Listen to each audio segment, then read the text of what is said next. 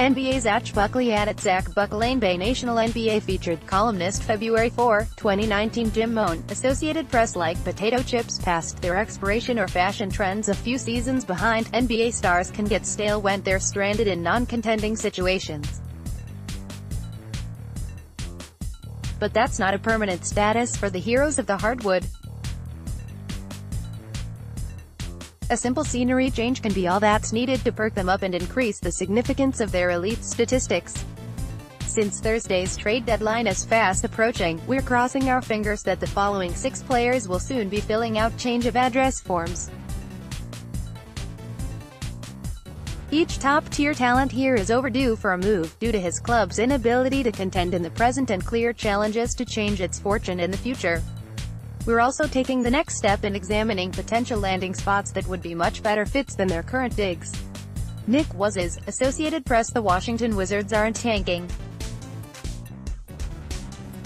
In fact, they're offended by the idea, which we suppose is their prerogative, even if it sounds like they're going to use their top 10 payroll to chase one of the East's last playoff spots. But what's the long game in the district? John Wall's Supermax hasn't even kicked in yet and already looks like the league's biggest albatross. Otto Porter Jr. is a role player collecting all-star coin. Dwight Howard can't find the court, which might be a good thing. If there's a long-term building block on the roster, it's either former Los Angeles Lakers cast-off Thomas Bryant or Troy Brown Jr., who can't snag a rotation spot on the East's No. 10 seed. Can we free Bradley Beal already? He has all the makings of a championship-level sidekick, serving as both a dynamic off-ball weapon or a stand-in offensive leader. His numbers all improve, including efficiency, when Wall isn't playing, and sharing the floor with an explosive front-court scorer might blow the top off Beal's production. Nearly everything about Beal keeps trending up. He's trading long twos for threes, finishing better than ever around the rim and boosting his assists while trimming his turnovers. Imagine what he could do with actual help. While Beal would be a buzzsaw next to LeBron James, his best fits might be the Milwaukee Bucks and Toronto Raptors, who'd have an easier time getting him enough touches to maximize his talent. Brandon Dill, Associated Press. A grit and grind Memphis Grizzlies are dying an agonizingly slow death. Can't the hoop gods show some mercy here and pull the plug already? We might be finally heading in that direction. The Grizzlies are open to fielding offers for their franchise mainstays, league sources told ESPN's Adrian Wojnarowski, and even the players sound ready, or at least open, to accept the idea this has run its course. Memphis has the West's second lowest winning percentage and second worst net rating. The Grizzlies' most intriguing player is Jaren Jackson Jr., a 19-year-old rookie who might peak after Gasol, 34 years old, and Conley, 31, have called it quits. Better to move the long-time building blocks now while there's still some value left, even if the transaction is long overdue. For too long there has been this narrative that it's sacrilegious to consider trading Gasol and Conley, and the Grizzlies clinging to the limited success the two franchise stalwarts offer has cost them, Chris Mannix wrote for C.com. In sports, it's better to be proactive than reactive when it comes to rebuilding, and Memphis right now is in full reactive mode. Conley's list of possible landing spots is extensive, although reported talks with the Utah Jazz, per Mark Stein of the New York Times, are fascinating. The Jazz need a support scorer who can play a Quinn Snyder-approved level of defense. Conley checks both boxes with ease. Gasol isn't as easy to move. Age has limited his mobility, and the NBA's ongoing shift to a more perimeter game exploits that deficiency. But he's tailor-made for Greg Popovich's system, and maybe a trade with the San Antonio Spurs would bring Gasol's brother, Pau, back to Memphis. Jonathan Bachman, Getty Images. Two voices are better qualified to explain this than ours.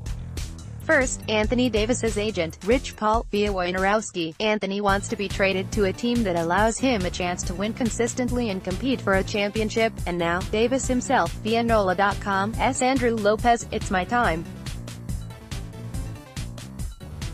I feel like I gave the city all I could. That's a colossal bummer for the New Orleans Pelicans, but this is already past the point of no return. Just going public with the trade request cost Davis $50,000, which admittedly isn't a huge sum to an NBA megastar. Maybe there are market forces working against New Orleans, but there are also basketball reasons for Davis to want out. While he's blossomed into a full-fledged NBA elite over 6+ seasons with the Pelicans, third highest career player efficiency rating in history, they haven't even become playoff regulars. If the campaign closed today, they'd miss the cut for the 5th time during Davis's tenure. So, where should the Brow take his talents? The Boston Celtics are interesting in theory, but they can't trade for him before this summer and don't have a huge fan in Davis's father.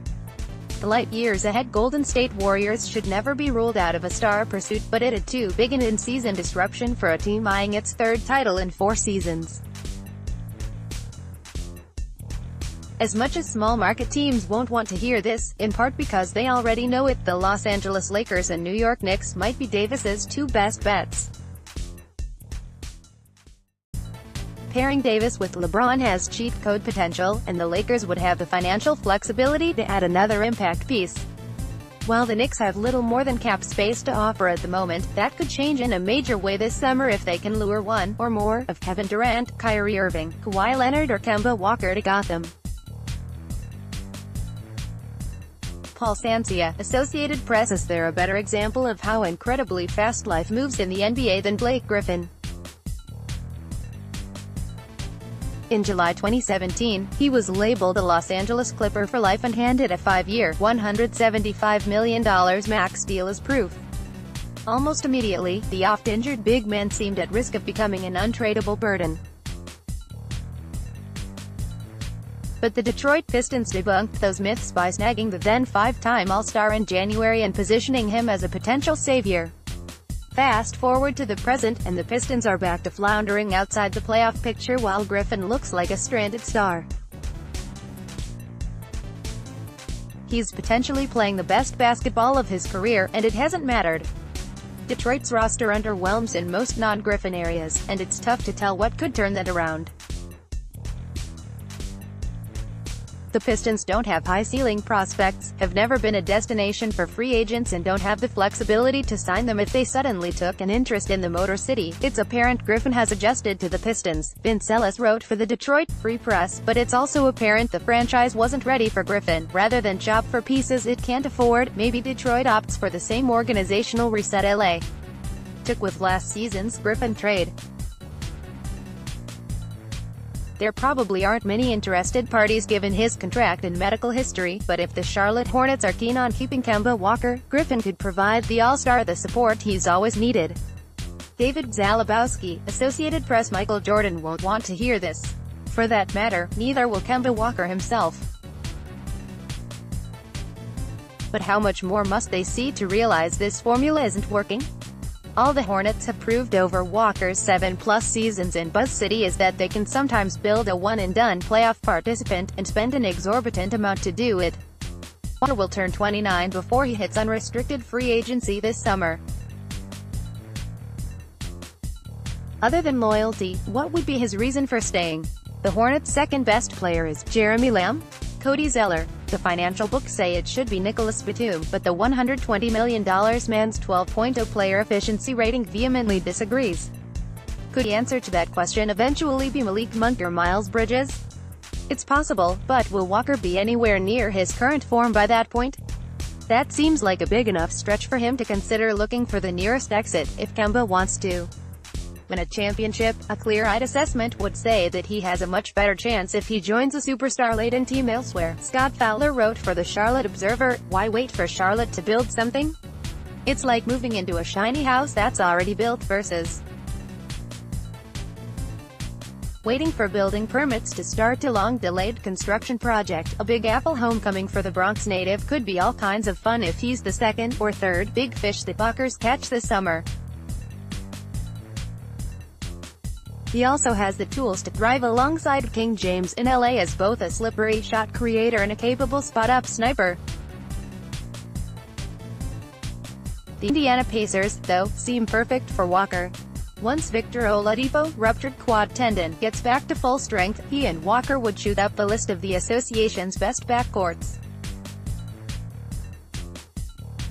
tack on Miles Turner as a defensive monster in the middle and Domantas Sabonis as a do-it-all glue guy, and the Pacers might have the conference contending pieces the Hornets have never provided. Statistics courtesy of Basketball Reference and NBA.com and accurate through games played Sunday, February 3rd. Zach Buckley covers the NBA for Bleacher Report. Follow him on Twitter, @ZachBuckleanba.